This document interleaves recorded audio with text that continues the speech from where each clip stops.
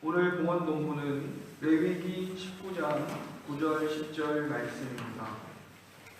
봉헌 본문은 설교의학원 3단의 상관부에 위치해 있습니다.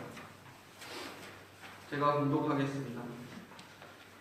너희가 너희의 땅에서 곡식을 거둘 때에 너는 밭 모퉁이까지 다 거두지 말고 내 떨어진 이삭도 줍지 말며 내 포도원의 열매를 다 따지 말며 내 포도원에 떨어진 열매도 줍지 말고 가난한 사람과 거류민을 위하여 버려두라. 나는 너희의 하나님 여호와니라. 아멘. 오늘 함께 나눌 하나님 말씀은 마가복음 7장 24절에서 30절까지 말씀입니다. 이 말씀의 제목은 차별 없는 구원, 부제로 서로에 대한 의무를 다하는 교제, 이렇게 잡았습니다. 본문을 제가 공독합니다. 예수께서 일어나사 거기를 떠나 두로 지방으로 가서 한 집에 들어가 아무도 모르게 하시려 하나 숨길 수 없더라. 이에 더러운 귀신 들린 버린 딸을 둔 한 여자가 예수의 소문을 듣고 곧 와서 그 발 아래에 엎드리니 그 여자는 헬라인이요 수로보닉의 족속이라. 자기 딸에게서 귀신 쫓아내 주시기를 간구하거늘 예수께서 이르시되 자녀로 먼저 배불리 먹게 할지니 자녀의 떡을 취하여 개들에게 던짐이 마땅치 아니하니라. 여자가 대답하여 이르되 주여 옳소이다마는 상 아래 개들도 아이들이 먹던 부스러기를 먹나이다. 예수께서 이르시되 이 말을 하였으니 돌아가라. 귀신이 내 딸에게서 나갔느니라 하시매 여자가 집에 돌아가 본즉 아이가 침상에 누웠고 귀신이 나갔더라. 오늘은 세 부분으로 나눠서 오늘 설교 말씀들을 살펴볼 터인데, 첫 번째는 우리가 읽었던 수로보닉의 여인의 이야기, 귀신 들린 수로보닉의 여인의 딸을 고쳐주신 일입니다. 이 여인의 믿음과 또 이방인들이 가지고 있던 권리에 대해서 살펴보고, 두 번째는 초대교회 내에서 이방인 기독교인들의 위치, 그들이 그 초기에 어떤 유대인 기독교인들에게 차별을 받았던 일들이 있었습니다. 그 부분에 대해서, 그리고 마지막 세 번째로는 이 앞의 부분들을 종합하여 생각하고 성도의 교제란 무엇인가 부분을 한번 살펴보려고 합니다. 우리는 지금 계속해서 예수님의 여러 사역들을 살펴보고 있습니다. 병자들을 고치신 사역들, 문둥병자, 중풍병자, 각색 병자들을 고치신 사건들, 그리고 귀신을 내어 쫓으신 분들, 그리고 많은 교훈들로, 여러 교훈들로, 하나님의 나라에 관련된 여러 교훈들로 가르치신 일들, 이것을 통해서 예수님이 하나님의 아들, 구원자, 메시아, 그리스도로서 자기 자신을 드러내고 계시는 것을 우리가 살펴보고 있습니다.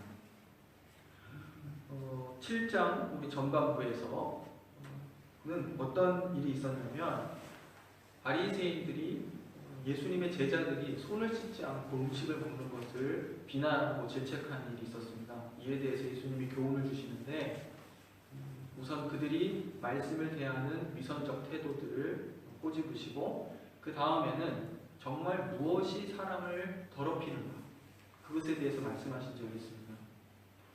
사람들은 부정한 음식이 사람을 더럽힌다 생각해서 음식을 가리고 손을 씻고 이런 일들을 바리새인들과 전 유대인들이 했습니다. 그런데 예수님 말씀하시기를 사람을 더럽게 하는 것은 사람의 속에서 나오는 것, 사람의 마음에서 나오는 악한 생각과 악한 의도들, 모든 악한 것들이다, 이런 교훈을 주셨습니다. 그것을 통해 우리가 많은 생각들을 해봤죠. 그런데 오늘 우리가 읽었던 수로보닉의 여인에 관련된 이 이야기가, 이 앞선 이야기들이 오늘의 본문들을 또 이해할 수 있는 또 앞선 단계였다, 이렇게 또 볼 수 있습니다.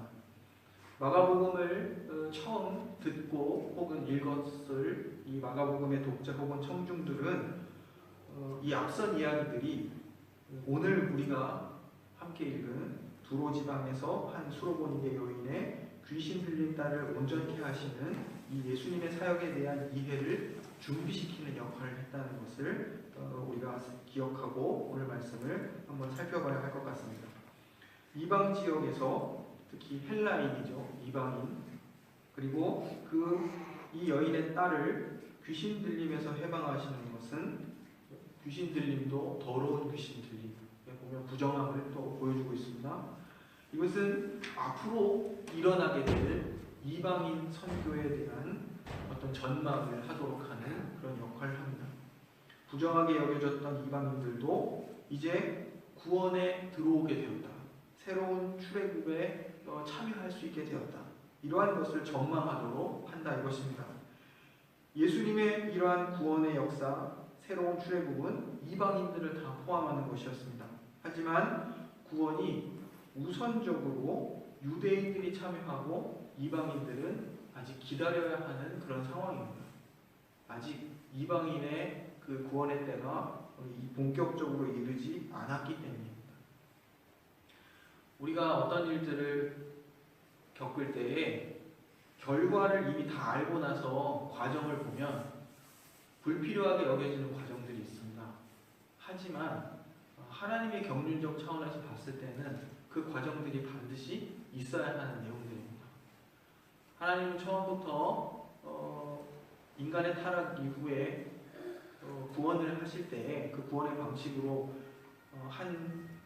하나님의 사람들을 선택하시고 하나님의 백성들을 선택하시고 그들을 통해서 하나님의 나라를 나타내시고 그들을 제사장의 나라 거룩한 백성으로 삼으셔서 하나님의 구원 역사들이 이루어 가셨습니다.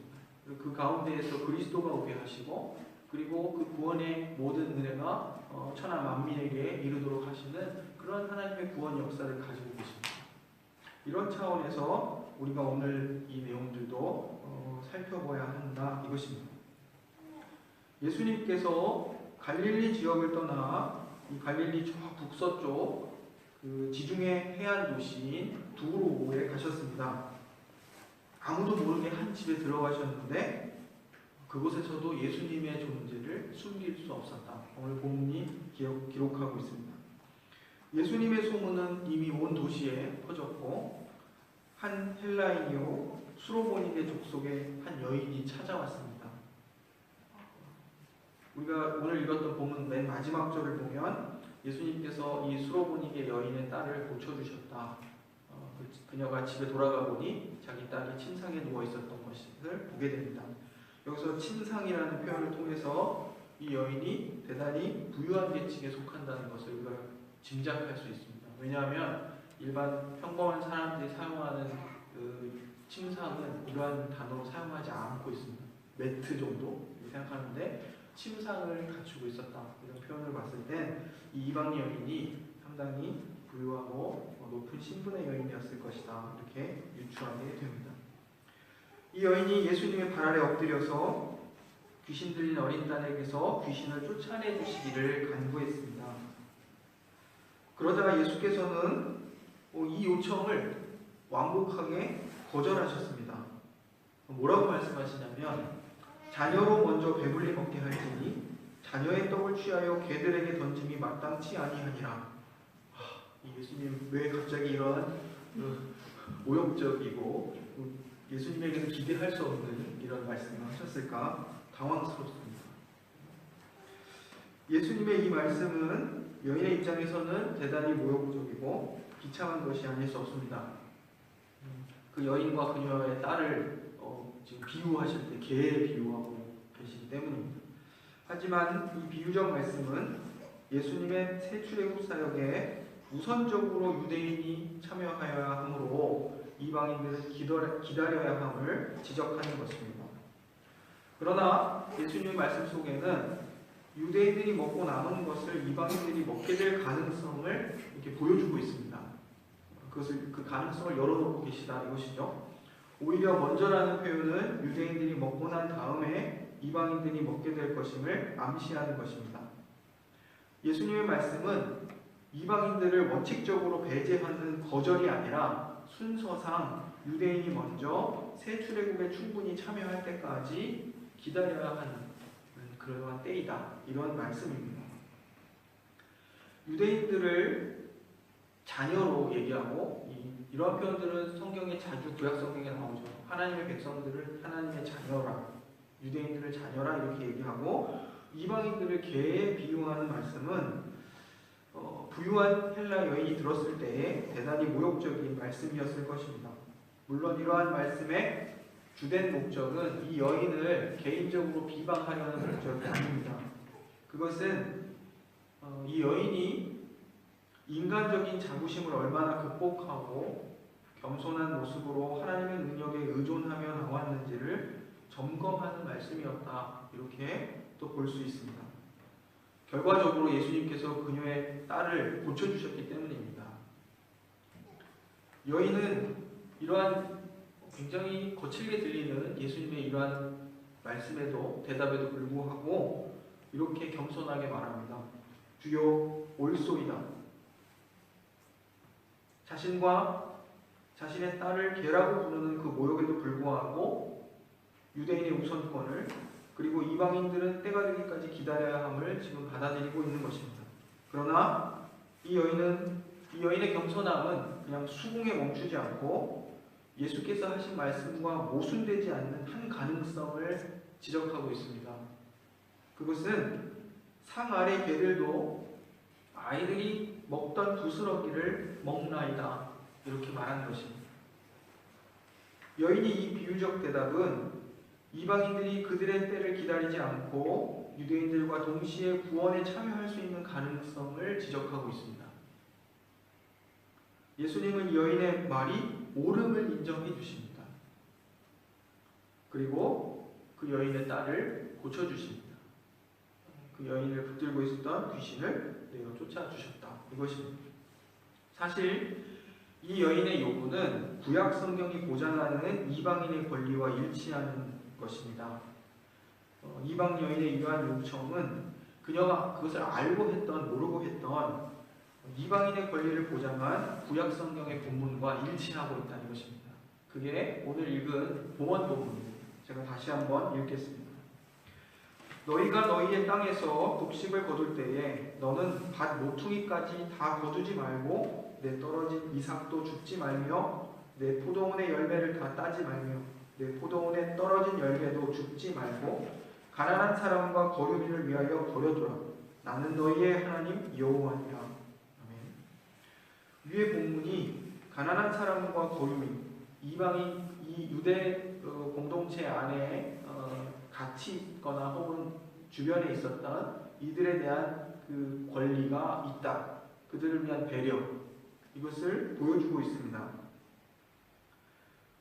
이처럼 하나님의 구원의 복은 처음부터 가난한 자들과 이방인들 이들을 배제하지 않았다. 이것입니다.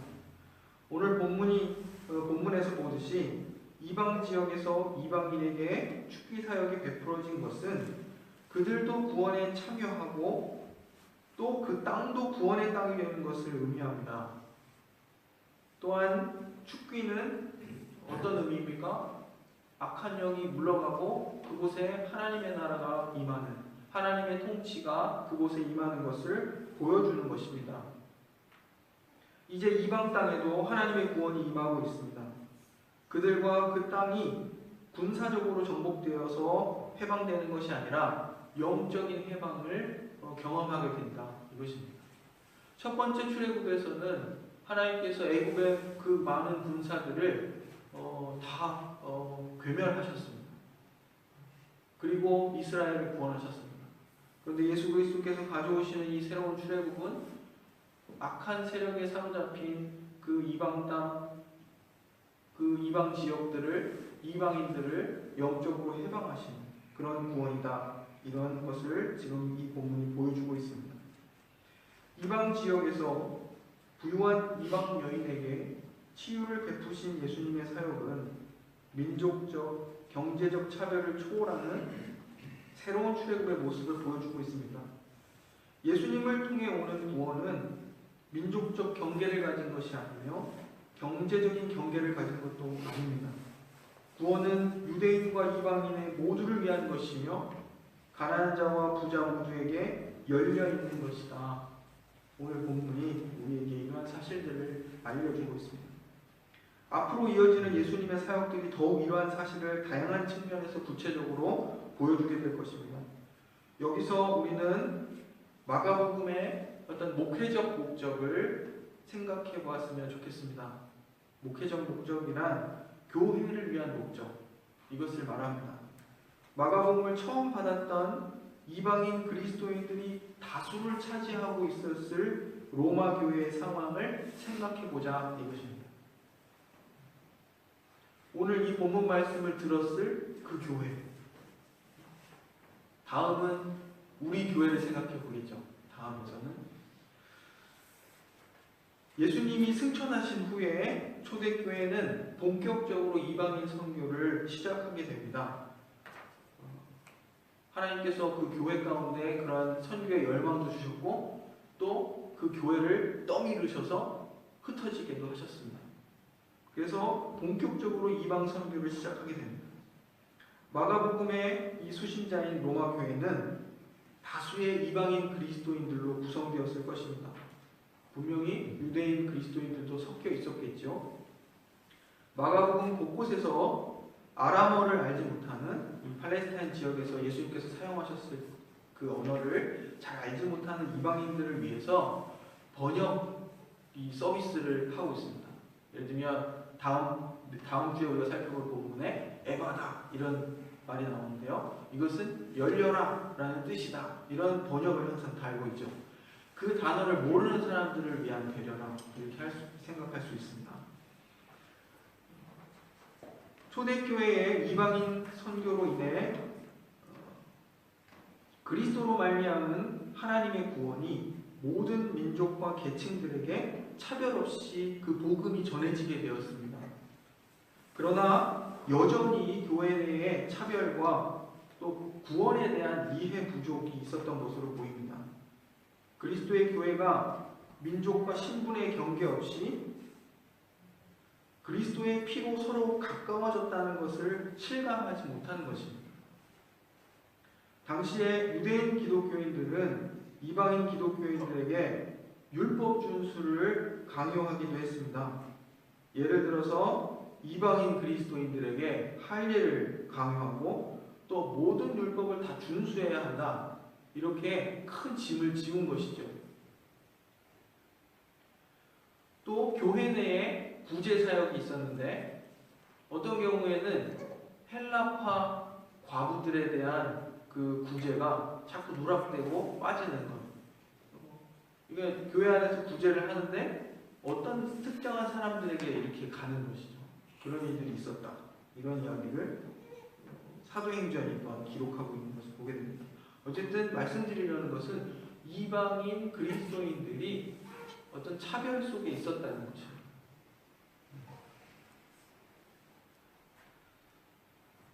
그래서 바울 사도는 그리스도의 십자가가 유대인과 이방인 사이에 막힌 담을 헐고 이 둘을 화목하게 했다 가르치고 있습니다.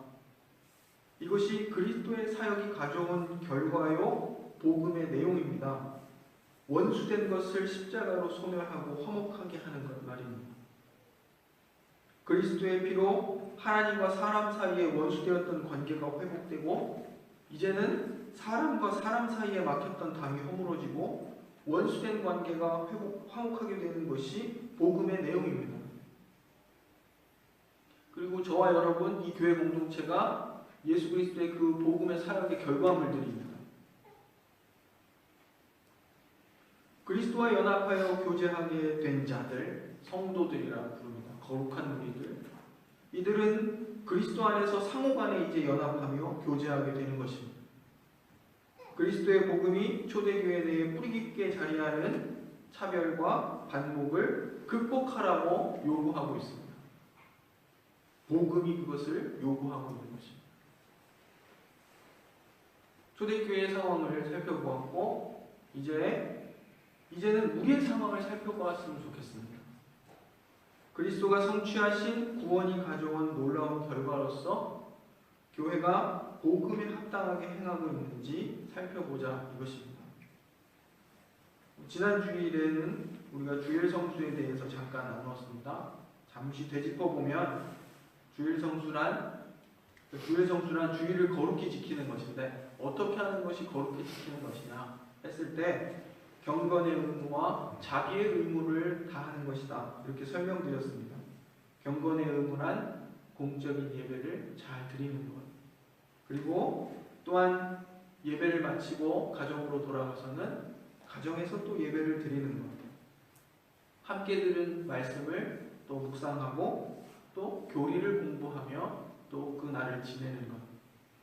자기의 의무란 영적으로 또 육체적으로 우리의 형제들과 이웃들을 돕고 보살피고 섬기라는 그런 의무다 말씀드렸습니다. 어떤 이들은 영적으로 권면하고 가르치는 일이 있을 테고 또 어떤 이들에게는 실질적으로 도움을 줘야 하는 그런 일들이 있을 것입니다.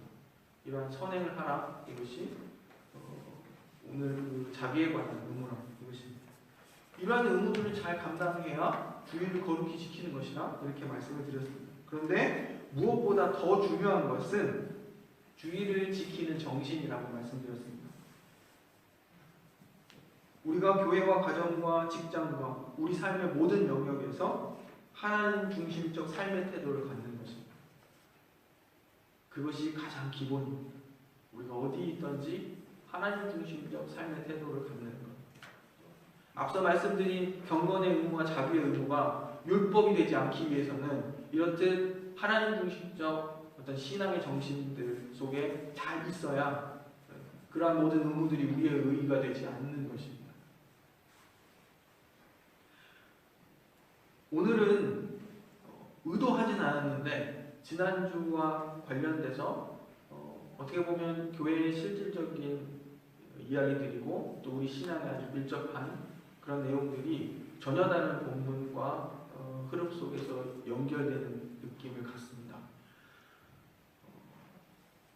오늘은 성도의 교제가 무엇인가 이것을 말씀드리려고 합니다. 우리는 매주일 사도신경 신앙고백을 통해서 성도가 서로 교통하는 것을 믿는다 이렇게 고백합니다. 오늘도 우리가 고백했죠. 성도가 서로 교통하는 것과 그것을 믿는다 이렇게 고백했습니다. 성도는 그리스도와 연합하여 그의 백성이 된 사람들을 가리킵니다. 그리스도와 연합하였다.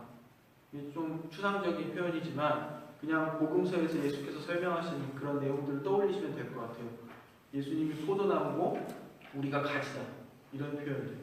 우리가 어떤 생명의 근원이시고 모든 것의 원천이시는 그리스도에게 연결되어 있다. 그런 존재들이 되었다. 이런 생각을 하시면 되겠습니다. 우리가 그리스도와 연합됐다.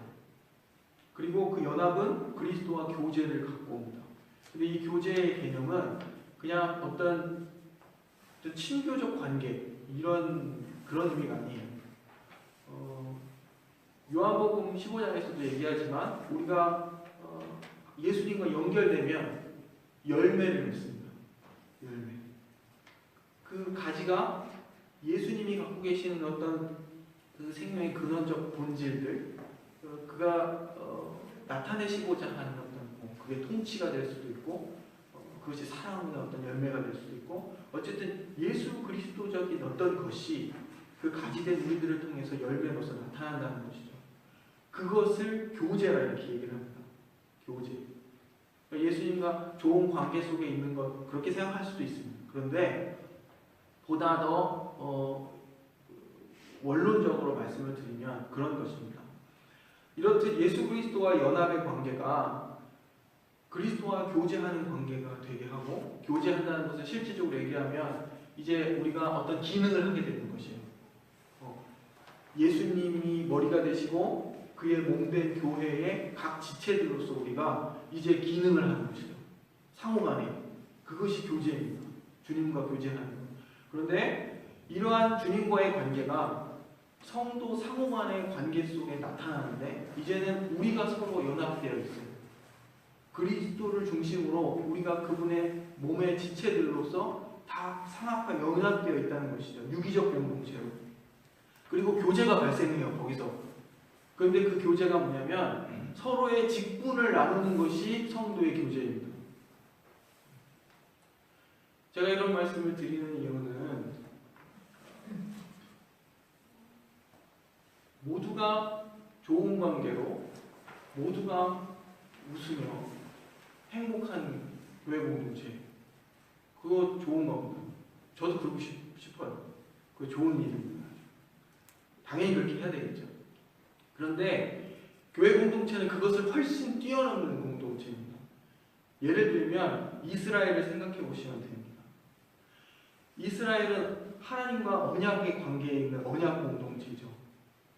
하나님과 계약 관계에 있는 거예요. 어떤 계약? 십계명. 쉽게 말하면 이 계명대로 살겠다. 하나님과 약속 맺은 거예요. 그래서 내가 이것을 지켜 삶으로 하나님을 경외하고 그 하나님이 창조주여 내 생명의 근원이시고 나의 구원자시라는 것을 고백하고 그 하나님과의 관계 속에서 살겠다. 약속 맺은 겁니다. 이런 하나님과의 연합과 그리고 교제가 발생한 거예요. 그러면 이스라엘 백성 공동체 안에서 이 연합과 교제가 발생하는 겁니다. 유대 공동체가 끈끈하고 아주 단단한 유대감을 갖는 이유는 그들이 하나님으로 인해서 묶여진 그런 언약의 공동체이기 때문입니다. 이런 혈연적 관계를 훨씬 뛰어넘는 신앙의 공동체. 그래서 예를 들면 아브라함이 롯을 구출하는 사건이 있었습니다. 가나안의 큰 제국들이 전쟁이 일어났는데요. 그 전쟁통에 롯이 잡혀갑니다. 아브라함이 롯을 구출하러 한 300여 명 되는 군사들을 데리고 가나안 세계대전에 참여해요. 그 굉장히 무모한 짓입니다. 그런데 그걸 뛰어들어서 하나님이 이기게 하시고 하나님이 구하셔서 롯을 건져냅니다. 이것을 그냥 단순히 조카를 사랑하는 삼촌 이런 게 아니라는 거예요. 아브라함은 어떤 생각을 갖고 있냐면 롯뿐만 아니라 자기에게 속한 모든 이들이 하나님의 언약 관계 안에 들어인 내가 목숨을 걸고 책임져야 될 존재들이라는 것을 알고 있는 거죠. 언약은 그렇게 강력하고 아주 무서운 것입니다. 그런데 그것을 신약의 말로 얘기하면 그것을 성도의 교제라 이렇게 얘기하는 겁니다. 성도의 교제. 이것은 그냥 감정적으로 대할 일들이 아닌 것입니다. 우리가 하나님과 맺은 그리스도로 말미암아 하나님과 맺어진 그 관계, 그 끊을 수 없는 관계를 생각할 때 성도의 교제를 생각해야 됩니다. 우리의 관계가 끊어질 수 없는 관계라는 사실. 관계의 어려움들은 어디나 있습니다. 그런데 그 관계의 어려움을 뛰어넘는 강한 신앙적 유대감과 공동체성과 서로를 책임져야 하는 그런 책임의식, 그것이 우리에게 요구되는 겁니다. 복음, 그리스도의 피로 우리가 하나님과 가까워졌습니다. 우리를 구원하신 것이죠. 그런데 그것의 결과가 교회 가운데 이러한 방식으로 나타난다는 사실입니다.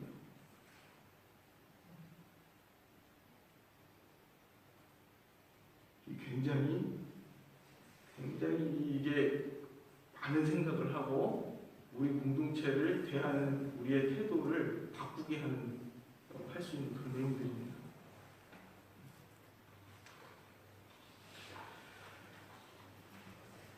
우리가 믿음이라는 새로운 길을 가는 데에는 용기가 필요합니다. 하나님께서 우리에게 믿음을 주시고 그 길을 걷도록 하시는데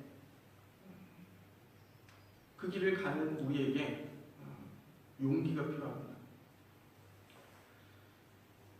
예수님께서 선포하신 하나님 나라의 가치와 정신은 유대인과 이방인이 하나 되는 화목과 사랑과 공동체적인 삶입니다.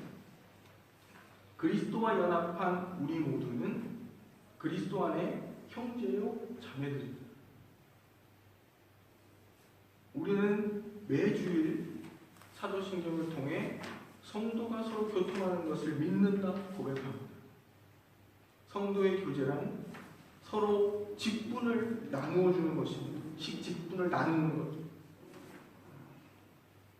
그리스도의 몸의 각 지체로서 그 기능을 서로를 위해서 하는 것이라 이것입니다. 그게 우리의 참된 교제입니다.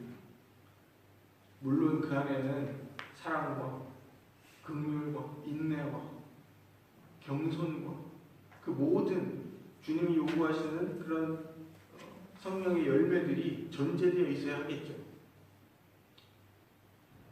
이것은 단순히 친교적 인간관계를 뜻하는 것이 아니라 우리 서로가 그리스도와 연합된 상태이고 그리스도로 인해 서로가 연합된 상태임을 전제하고 서로에 대한 언약의 의무와 사랑의 의무를 다함으로 교제하는 것, 그것을 뜻합니다. 우리 공동체 속에 서로에 대한 의무를 다하는 이런 참된 성도의 교제가 이루어지기를 소망합니다.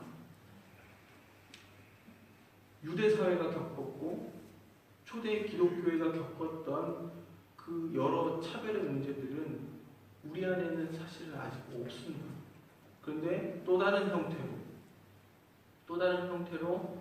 우리가 극복해야 할 우리의 관계의 어떤 쓴뿌리들과 혹은 어떤 게으름, 또 불신, 서로에 대한 이런 것들을 극복하지 않으면 우리가 어떤 그 복음의 정신을 이룰 수 없는 것입니다.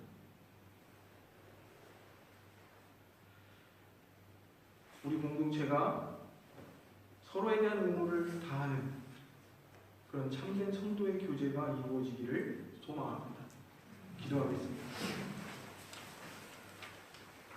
사랑의 하나님, 그리스도의 십자가로 모든 막힌 담을 허시고 천하 만민을 주의 구원의 은혜 아래 불러주신 것 감사합니다.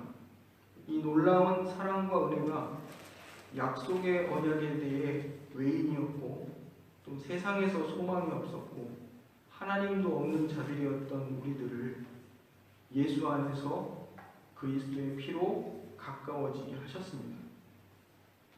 하나님, 그리스도와 연합하여 교제하며 살아가는 우리 교회 공동체가 사랑하며 서로에 대한 책임과 의무를 다하는 참된 교제를 이루어갈 수 있도록 도와주옵소서.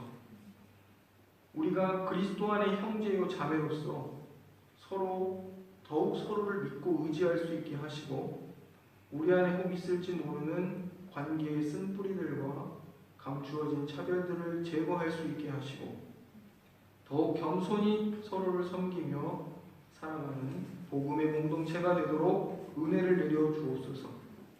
위기의 시기에 그리스도의 교회가 강력한 유대감과 사랑의 능력을 더욱 분명히 드러낼 수 있도록 도와주옵소서.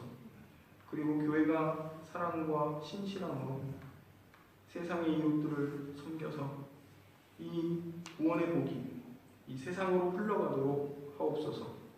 주님, 우리 서로가 그리스도 안에서 어떻게 연합하게 된 관계인지를 분명히 알게 하셔서 서로에 대한 언약의 의무와 사랑의 의무를 다함으로 참된 성도의 교제를 이루어갈 수 있도록 도와주옵소서. 예수님의 이름으로 기도드립니다. 아멘.